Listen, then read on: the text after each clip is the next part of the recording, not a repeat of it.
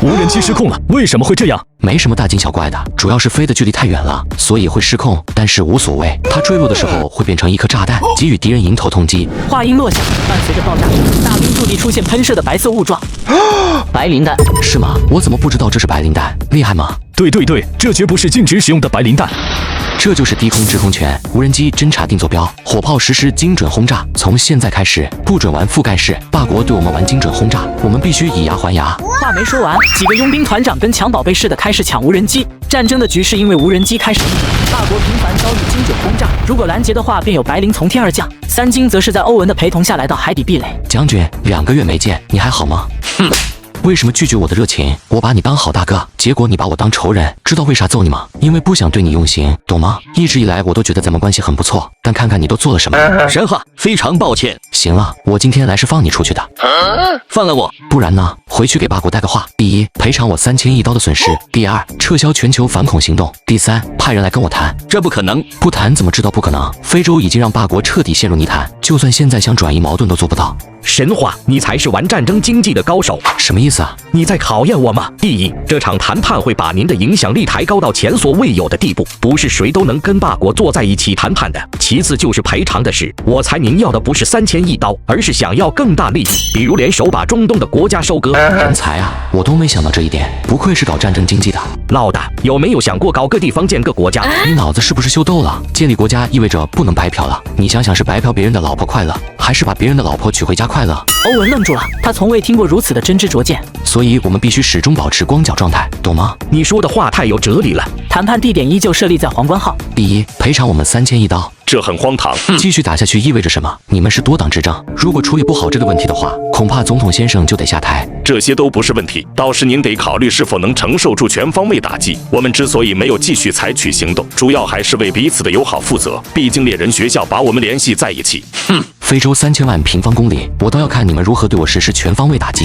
谈判破裂，一条消息以惊人的速度传遍世界各地。这天，三金单独找到佛伦斯议长。议长，中东所有的和平都在我的掌控中，也就是说，能不能爆炸是我说的算。虽然我把和平卖给他们，但最终的使用权依旧在我。你想要什么？只要是合理范围之内的都可以满足。石油货币是你们的，我不会动，但所有的石油贸易得通过我的小卖店。怎么说？简单来说，就是我做一个第三方平台，保障你们之间的交易，赚点辛苦费。这样既保证了你们的石油货币，也保证了石油国家的利益，同时我也赚到钱了。这个建议可行，但我们得回去研究。我是一把枪，欧洲在用我，资本财团也在用我，就看你们用不用了。我费了那么大的劲布局中东，只是想跟你们喝点肉汤，毕竟你们才是真正的霸主。神话先生，您真是让我刮目相看。但我的徒弟不能白死，所以你们得把凶手交出来。可以，但是得把奥利维亚交给我们。您意下如何？奥利维亚怀孕了，她不重要，但她肚里的孩子不一样，所以恭喜。奥利维亚怀不怀孕不重要，三金得找个理由让她摆脱追杀。这次谈判的重点是小卖部，表面上看没什么问题，实际上却是三金挖的一个大坑。我觉得完全可行，石油货币依旧掌握在我们手中，而且能够拉动国内经济，消除内外矛盾。这应该是最好的解决方案了，毕竟神话掌握着和平。难道我们要一直受他的和平威胁？所以我们要狠狠收割其他国家，把我们的危机转嫁给别人。这个方案没问题，佛伦斯议长，尽快确定合作。另外一边，大夏智囊团总部，三金给负责人做着汇报。我在非洲建立了76个准军事基地，遍及每一个角落，所有的准军事基地随时可以向国内开放。同时，我在中东部署了26个军事咨询机构，其主要承担对中东的观察、情报搜集工作。所有人都很激动，因为这意味着国家对外的战略打开了。三金，你的功劳足以千古，感谢吴老认可。第二件事，我基本上跟霸国谈妥了中东小卖店的事，掀起的战争也是围绕小卖店进行的。所有人都很疑惑，不理解小卖店到底什么意思。中东不缺石油，但是缺少各种物资，他们从我的小卖店换取需要的物资，这叫以物换物。目前霸国掌控的工业制造业总量占据资本主义世界50%左右，而大夏却是一片萧瑟。当石油国家用了10多年习惯了小卖店模式，刚好大夏崛起的时候，问题就暴露出来了。这关系到石油货币，也关系到国家的货币，是真正的货币战争。这样操作可行吗？如果最终行不通，那就不是我的事了。毕竟我已经提前20年为必然发生的货币战争埋下暗雷。国士无双，所有智囊团成员全都起身，冲三金深深的鞠了一躬。三金秘密来到伊国，跟中东雄狮会面。神话老弟，这次又为我带来了什么？的确是有个好事。什么好事？三金讲述了一遍小卖部模式。中东雄狮皱起眉头。你的意思是我们用石油换取资源，然后在你这里要交上5%的服务费？大概是这样。中东雄狮面色不悦，这意味着他买东西要比从前前多支付5%。这个5%是用来买大夏国债的，等同于存在高利息的银行里，你不仅不会损失，而且还会获得相当大的收益。买大夏的国债？没错，你相信大夏会崛起吗？鸡蛋不能放在一个篮子里。如果有一天霸国撕破脸，那么这些外汇就是你们的战略储备，你什么都不损失，会获得更多的收益，也会得到友谊。我出10%的手续费。你没听错，但这个是必须得有保密协议，仅限于我们3方知道。那就这么定了。同样的话术，三金又给立国、续国来了一遍。霸国愿意，石油国愿意，一个小卖店就这么被三金盘活了。第二次谈判定在了维也纳，由霸国主持，3000亿，1分都不能少。除此之外，你们必须即刻撤出非洲。双方争论的比上次还激烈，这是演给欧洲国家以及资本财团看的。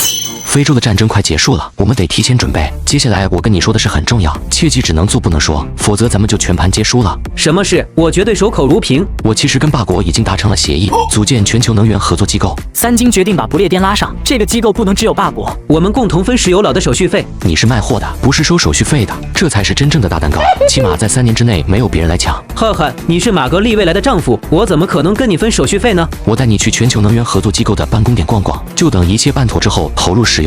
等两人来的时候，佛罗斯议长已经等在这里了。神话老弟，乔治王子，上午还疯狂互喷的两人，现在却是亲如兄弟。安全吗？这里是维也纳，间谍之都，这是大事，必须安全。乔治王子欢迎加入中东小卖店。感谢佛罗斯议长给我这个机会。第二次谈判破裂，让欧洲的各国很满意。我现在每天的支出高达20亿，而且还不算购买武器装备的费用，我最多还能再打20天，这是极限了。20天够干什么？神话先生，你最少还要打半年。有什么问题可以跟我们说，能为你解决的一定会尽力而为。你们都清楚，现在陷入了消耗战，霸国撑得住，但我撑不住啊。我们可以给你贷款。没错，对抗霸权的战争必须进行到底。只要把霸国拖在非洲，那么很多问题都可以解决。大家说是不是？的确如此。那你们每家再带给我1000一刀吧。有了这些钱，我还能再打1年。最后一道韭菜，不割白不割。至此，三金的战争财富已经达到恐怖的1.35万亿。割完韭菜，三金来到雾都找玛格丽公主。宝贝，有没有想我？当然想了。经过泰晤士河的时候，一辆卡车毫无征兆地冲撞而来。